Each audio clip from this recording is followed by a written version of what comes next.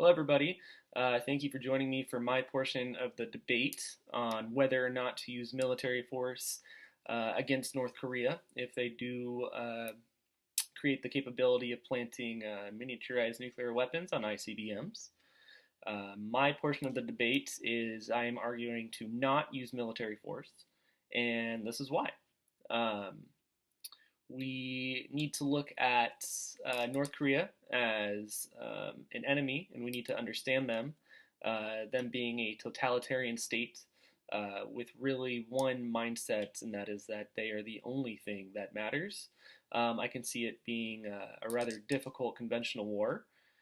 We need to look at their capabilities. For one, they have over a million man standing army. Um, they have 563 combat capable aircrafts. They have 72 tactical submarines. They have 3,500 main battle tanks, and they have upwards of 5,000 tons of chemical and biological weapons. So when we look at that, it's not an easy task. It's not going to be knock on their door and hope that they give up. There's going to be some casualties, and I think some unacceptable casualties when we look at their capabilities. We also need to look at if they do have the capability to launch nuclear weapons. When do they decide to do that?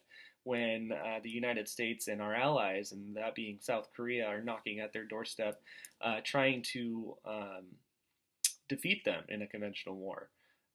We look at how desperate Kim Jong Un could become when he is looking at his empire being destroyed. When does he decide to not only use nuclear weapons against us, but on even his own land?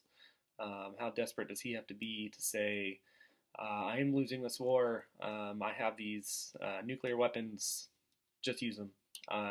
That's when things get out of hand, and that's when the death toll and the sacrifice that our military would have to make would be pretty substantial. The population of North Korea is just north of 25 million people. South Korea being that about double at about 50 million. So you're talking about 75 million people being affected by a war like this.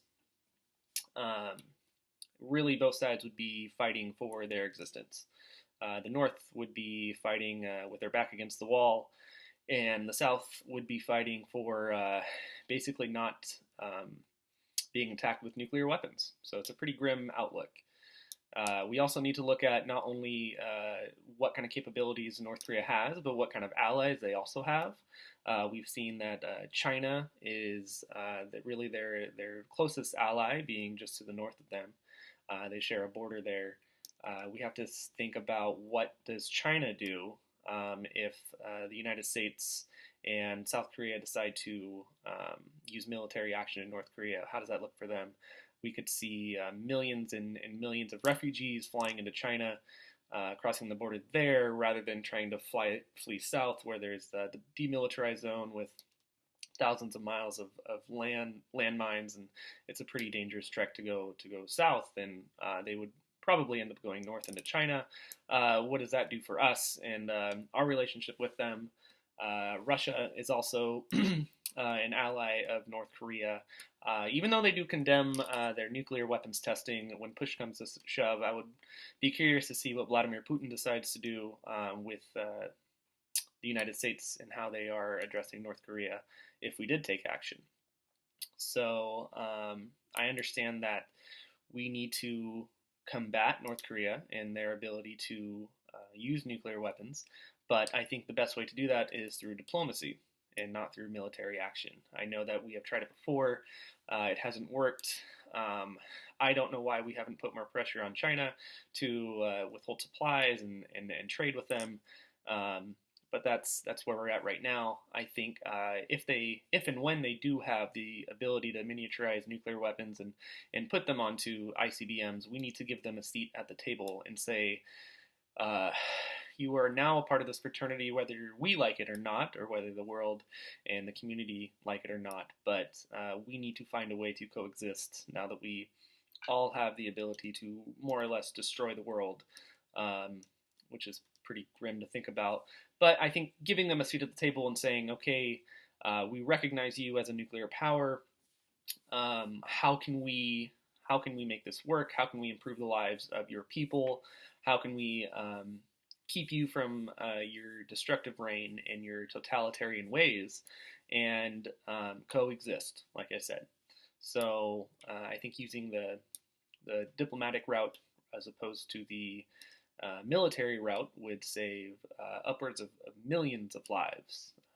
Not only that, the use of nuclear weapons would be it'd be unacceptable as far as I'm concerned. And I think that even though we have tried to intervene before, this is the best course of action. And that is my side, and that is my take on whether or not we should use military force in North Korea. This is a debate, so I'm excited to listen to the rebuttal on the other side. So thank you for listening.